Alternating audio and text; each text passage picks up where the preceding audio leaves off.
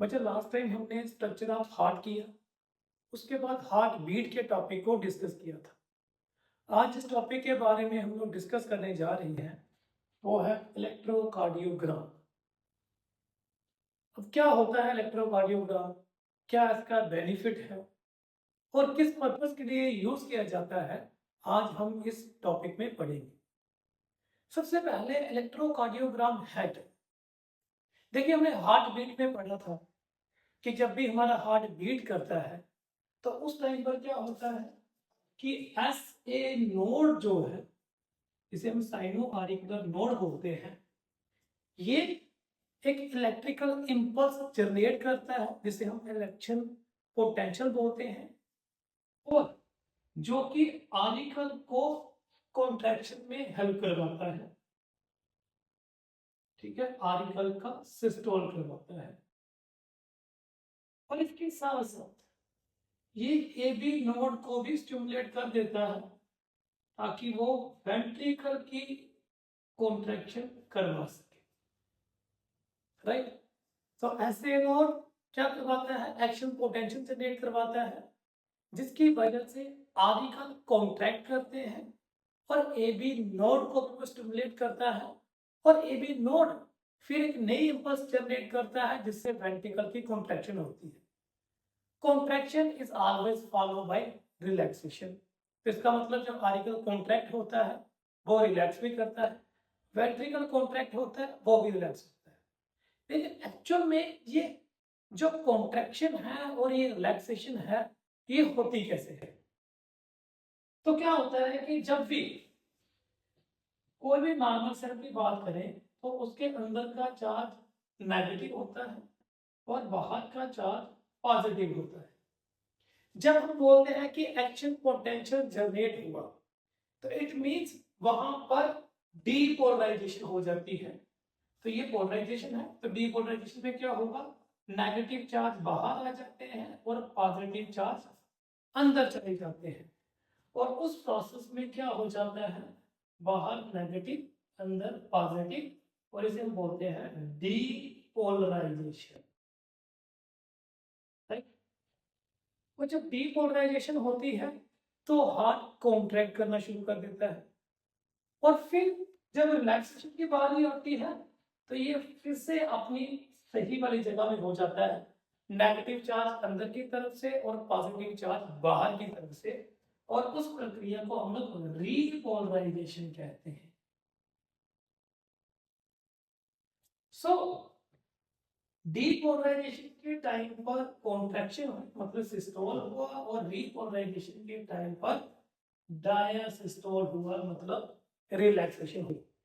अब आप एक चीज को ध्यान से देखिएगा कि जो पूरा इवेंट है इसमें दो चीजों की इन्वॉल्वमेंट है, केमिकल एंड इलेक्ट्रिकल इवेंट।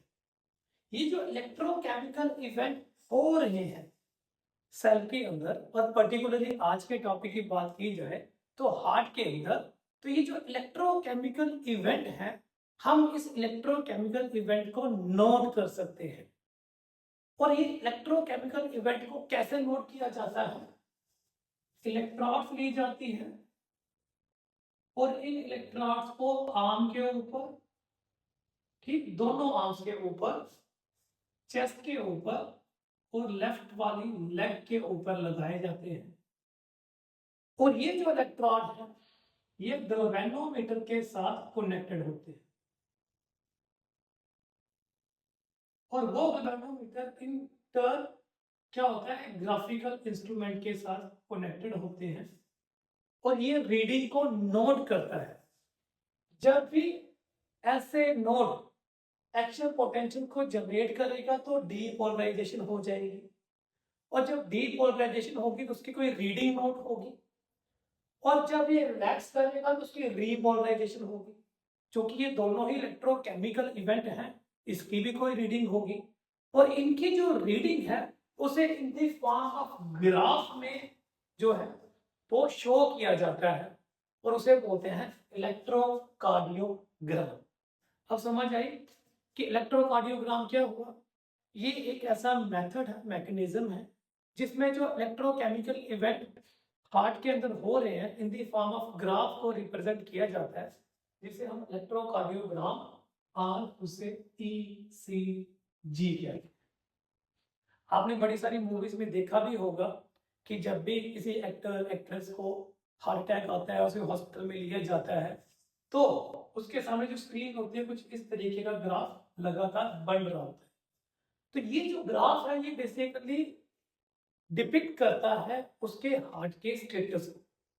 जी हाँ, जब भी ऐसे नोड में थोड़ी प्रॉब्लम होगी, जब भी आरिकल या वेंट्रिकल की कॉन्ट्रैक्शन और उसके रिलैक्सेशन में कोई प्रॉब्लम नजर आ रही होगी, तो ये ग्राफ नॉर्मल नहीं दिखेगा। इस ग्राफ में कुछ बदलाव आ जाएगा और उस बदलाव के बेसिस के ऊपर हम बता सकते हैं कि इसमें हार्ट की क्या प्रॉब्लम जनरेट हो चुकी है। लेट्स से मैं आपको क्लियर करके बोलता हूँ।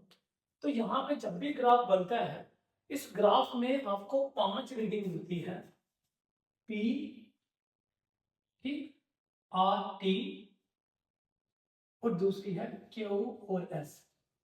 देखा जाए तो P, Q, R, S, T ये पांचों रीडिंग दिख रही है, लेकिन मैंने इसे क्लासिफाई कर दिया है। P, R, T को अलग कर दिया है, Q और S को अलग कर दिया है। क्यों अलग किया है वो बाद में बताऊंगा, लेकिन ये याद रखिएगा कि जब भी ग्राफ बनता है तो वहां पर आप देखिए यहाँ पर एक पीक बन रही है, यहाँ पर डिप्रेशन सी बनी हुई है, फिर बेहद बड़ी पीक बनी हुई है, फिर एक डिप्रेशन है और एक पीक बनी हुई है। तो इट मीन्स यहाँ पर PRT ये अबव द बेस लाइन आते हैं, तो इनको अलग से लिखा गया है। QoS below the base line है, वो अलग लिखा गया। जो कि अबव द बेस लाइन होते हैं इनको हम पॉजिटिव वेव्स कहते हैं, और जो बिलो द बेस लाइन होते हैं इनको हम नेगेटिव वेव्स कहते हैं। तो दो टाइप की वेव है, पॉजिटिव वेव जो कि above the line and negative wave below the line. अब ये तो पता चल गया कि 5 टाइप की हमें यहाँ पर रीडिंग दिख रही है, उनके नाम भी हमें पता चलेंगे, और ये भी पता चल गया कि उसमें पॉजिटिव होता है और नेगेटिव वेव डिनोट होती है। लेकिन अब ये सिंबलाइज किसको करता है? What do you mean by P, Q, R, S and T? तो सबसे पहले देखिए, ध्यान दीजिएगा, ऐसे नोड ने स्टिमुलेट किया था आर्टिकल के मसल को, तो वहां पर डीपोलराइजेशन हुई थी, राइट? तो जो P वेव है ये इंडिकेट करती है कि यहां पर आर्टिकल की डीपोलराइजेशन हो रही है, राइट? मैंने शॉर्ट में डीपोलराइजेशन। P से लेके Q का जो ये जो लाइन है, ठीक है, इसे इंटरवल कहते हैं। जैसे P से लेके Q, Q से लेके R, R से लेके S, S से लेके T, T से ऑनवर्ड, ये जो बीच की स्पेस है इसे इंटरवल कहा जाता है। तो P और Q के बीच की जो स्पेस है, जो इंटरवल है, वो दिखाता है कि आर्टिकल का सिस्टोल हुआ है और आर्टिकल की कॉन्ट्रैक्शन हुई है, राइट? तो P भी डिनोट करता है कि आर्टिकल स्टिमुलेट हो चुका है, एक्शन पोटेंशियल आर्टिकल में फैल चुका है। P से लेके Q तक ये दिखाता है कि आर्टिकल कॉन्ट्रैक्ट किए हैं, और आपको पता है आर्टिकल की कॉन्ट्रैक्शन 0.1 सेकेंड की होती है। हमने लास्ट टाइम भी यहाँ पर देखा था कि अगर इस तरीके के बॉक्स लगा, अगर 1 2 3 4 5 7 8, इसी तरीके से यहाँ पर भी दिखा देता हूँ मैं, 1 2 3 4 5 6 7 और 8। तो 0.1 सेकेंड मतलब आर्टिकल ने कॉन्ट्रैक्ट किया है, राइट? अब आता है QRS, इसमें क्या हुआ होगा? तो देखिए 0.1 सेकेंड आर्टिकल कॉन्ट्रैक्ट करता है, बट 0.7 सेकेंड वो रिलैक्स करता है। इसका मतलब QRS में आर्टिकल के रिलैक्सेशन की वेव तो प्रोड्यूस हो ही रही है, बट आर्टिकल की कॉन्ट्रैक्शन के बाद 0.3 सेकेंड वेंट्रिकल भी कॉन्ट्रैक्ट करता है। तो जो आपका QRS है, इस टाइम पर, इस समय पे क्या हो रहा होगा कि वेंट्रिकल की डीपोलराइजेशन हो रही है, राइट? तो इस टाइम पे क्या हो रहा है? वेंट्रिकल की डीपोलराइजेशन, QRS ये डिनोट करता है वेंट्रिकल की डीपोलराइजेशन। मैं ये नहीं कह रहा हूं वेंट्रिकल की कॉन्ट्रैक्शन, डीपोलराइजेशन मतलब सिग्नल वेंट्रिकल के ऊपर जा रही है। बट अब होता क्या है, आर से लेके एस तक, आर से लेके एस तक और एस से लेके टी तक, ये वो वाली फेज है यहाँ पर वेंट्रिकल कॉन्ट्रैक्ट कर रहा है, तो ये डिनोट करता है वेंट्रिकल की कॉन्ट्रैक्शन को, और आपको पता है वो 0.3 सेकंड के लिए होता है। फिर से बता देता हूं, पी वेव कह रहा है कि आर्टिकल के ऊपर एक्शन पोटेंशियल फैल रहा है, ठीक, और पी से लेके क्यू, ये वो वाला समय है जब आर्टिकल कॉन्ट्रैक्ट करता है। क्यू आर एस, ये वो वाला पीरियड है जब आर्टिकल तो रिलैक्स कर ही रहा, क्योंकि वो तो कॉन्ट्रैक्शन के बाद रिलैक्स कर ही रहा है, लेकिन इसी दौरान वेंट्रिकल की डीपोलराइजेशन भी हो रही है और वेंट्रिकल कॉन्ट्रैक्शन के लिए भी शुरू हो जाएगा। तो क्यू आर ये वो वाला समय है जब आर्टिकल रिलैक्स कर रहा है, वो तो आगे भी करता रहेगा, बट वेंट्रिकल के ऊपर डीपोलराइजेशन हो रही है। आर से लेके एस तक और एस से लेके टी तक वेंट्रिकल कॉन्ट्रैक्ट कर रहा है, राइट, वेंट्रिकल क्या कर रहा है, कॉन्ट्रैक्ट कर रहा है, और जो टी वेव है वो डिनोट कराती है वेंट्रिकल की रिलैक्सेशन और वेंट्रिकल का डायसिस्टोल, राइट। तो पी में आर्टिकल की कॉन्ट्रैक्शन, ठीक है, पी से लेके क्यू तक आर्टिकल की कॉन्ट्रैक्शन, क्यू से लेके आर और एस ये वो वाली फेज है, यहाँ पर वेंट्रिकल की डीपोलराइजेशन हो रही है और वेंट्रिकल का कॉन्ट्रैक्शन आर से एस में शुरू हो चुका है, एस से टी तक वेंट्रिकल पूरा कॉन्ट्रैक्ट हो चुका है। जो टी वेव है वो डिनोट कर रही होगी कि भाई अब वेंट्रिकल जो है वो रिलैक्स कर रहा है। तो ध्यान से देखिएगा तो आपको पता चलेगा कि आर्टिकल की कॉन्ट्रैक्शन की पीक आपको दिख रही है कि पी में कॉन्ट्रैक्शन शुरू हो चुका था, पी से लेके कब तक वो कॉन्ट्रैक्ट कर रहा है। वेंट्रिकल की कॉन्ट्रैक्शन का दिख रहा है आर से लेके टी, आर से लेके एस, एस से लेके टी तक, और वेंट्रिकल की रिलैक्सेशन का भी दिख रहा है T, but where is the relaxation symbol of atrial, ये आर्टिकल की कॉन्ट्रैक्शन का टाइम है, ये वेंट्रिकल की कॉन्ट्रैक्शन का टाइम है, और ये वेंट्रिकल की रिलैक्सेशन को इंडिकेट करती है। अब बात आती है कि जब आर्टिकल रिलैक्स कर रहा होता है ना, उस टाइम पे वेंट्रिकल कॉन्ट्रैक्ट कर रहा होता है, दैट इज कि वेंट्रिकल और वेंट्रिकल का कॉन्ट्रैक्शन होना और आर्टिकल का रिलैक्सेशन होना इसी वेव में आ जाता है। अब इस वेव को देख के हम लोग जज कर सकते हैं कि कहां पर प्रॉब्लम हो रहा है। लेट्स से अगर हार्ट एरिथमिक हो रहा है, प्रॉपर तरीके से धड़क नहीं रहा है, इट मींस जो वेव है ऐसे नोड से निकल रही है डीपोलराइजेशन की, वो इररेगुलर निकल रही है, जिसकी वजह से आपकी पी वेव का जो है डीपोलराइजेशन का ग्राफ खराब होना शुरू हो जाएगा। इसी तरीके से अगर आर्टिकल में प्रॉब्लम है तो यहाँ पे चेंजेस नोट हो जाएगी।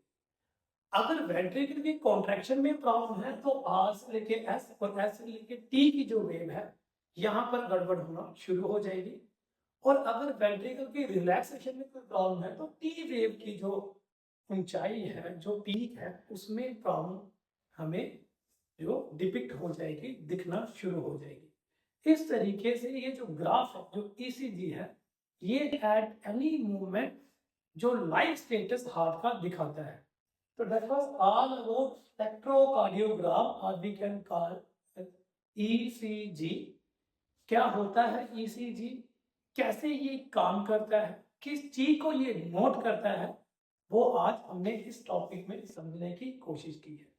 जिन बच्चों ने पिछला टॉपिक नहीं पढ़ा हो उनके लिए मैं थोड़ा सा आइडिया फिर से दे देता हूँ कि बच्चे, मैंने लास्ट टाइम बताया था ऐसे node self exciting pacemaker है, जो कि खुद एक्साइट होता है, जो कि आर्टिकल को कॉन्ट्रैक्ट करवाता है और एबी नोड को स्टिमुलेट कर देता है, और फिर एबी नोड जो है वो along with the bundle of वीज एंड परकंजी फाइबर वेंट्रिकल की कॉन्ट्रैक्शन और रिलैक्सेशन करवाते हैं।